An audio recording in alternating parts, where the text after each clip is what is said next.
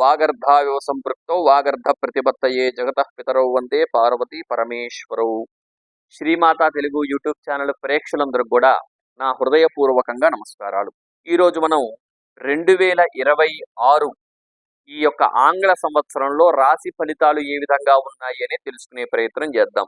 అందుకంటే ముందుగా ఈ సంవత్సరంలో చక్కగా వృత్తి వ్యాపారాలు చేసుకునేటటువంటి వారు, కుల వృత్తులు చేసుకునేటటువంటి వారు, రాజకీయ నాయకులు, అట్లానే రైతులు, వీరందరూ కూడా అద్భుతమైనటువంటి వారి యొక్క పనితనాన్ని చూపిస్తూ మన భారతదేశాన్ని ఉన్నత స్థాయికి తీసుకువెళ్ళాలి అంటూ మనస్ఫూర్తిగా కోరుకుంటున్నాను.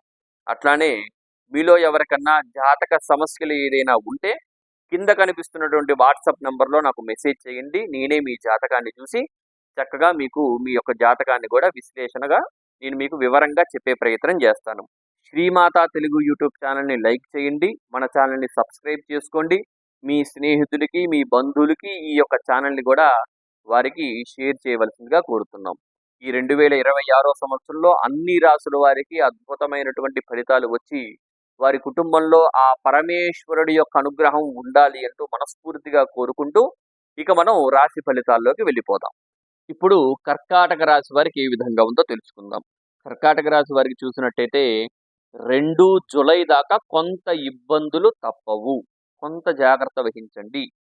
అది కాకుండా కర్కాటక రాశి వారికి అష్టమంలో రాహు కూడా నడుస్తూ ఉన్నాడు కాబట్టి అది కూడా కొంత ఇబ్బంది, కొంత జాగ్రత్త వహించాలి.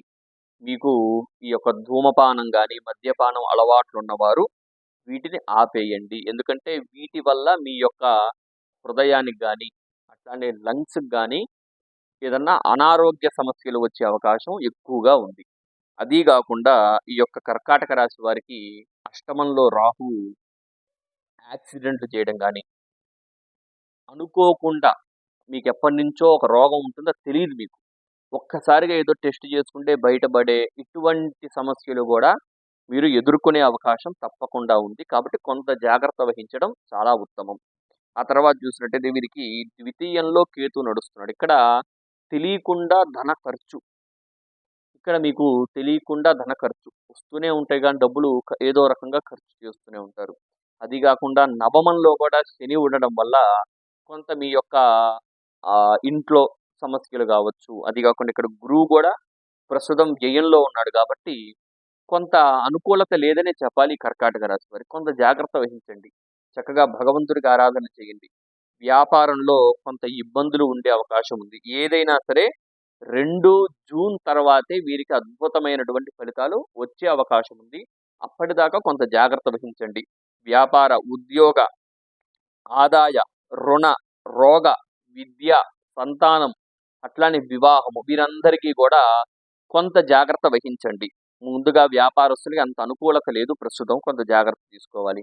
ఉద్యోగస్తులకు కూడా 2 జూన్ దాకా, అంటే జూన్ 2వ తారీఖు దాకా వీరికి కొంత ఇబ్బందులు ఉంటాయి. 2 తర్వాత ఆయన చక్కగా లగ్నంలోకే వస్తాడు. అది ఉచ్చ స్థానం గురువుకి కాబట్టి అద్భుతమైన ఫలితాలు పొందే అవకాశం ఉంది. కొంత జాగ్రత్త వహించండి అప్పటిదాకా. ఆ తర్వాత ఆరోగ్యపరంగా కూడా చెప్పుకున్నాం కదా, కొంత జాగ్రత్త తీసుకోవాలి.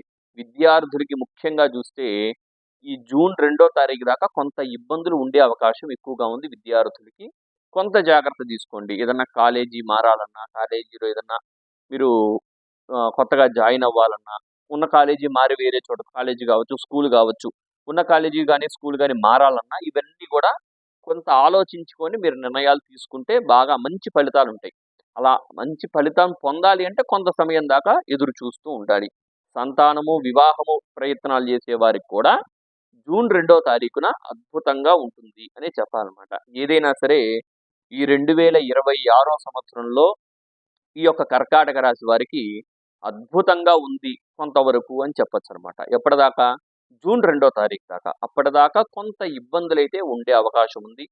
చక్కగా మీరందరూ కూడా చక్కగా దక్షిణామూర్తికి ఆరాధన చేస్తే అద్భుతంగా ఉంటుంది. గురువు లగ్నంలో ఉచ్చ స్థానంలోకి రాబోతున్నాడు. చాలా ఏళ్ల తర్వాత ఉచ్చ స్థానంలోకి గురువు వస్తున్నాడు అంటే అది సాదా విషయం అయితే కాదు.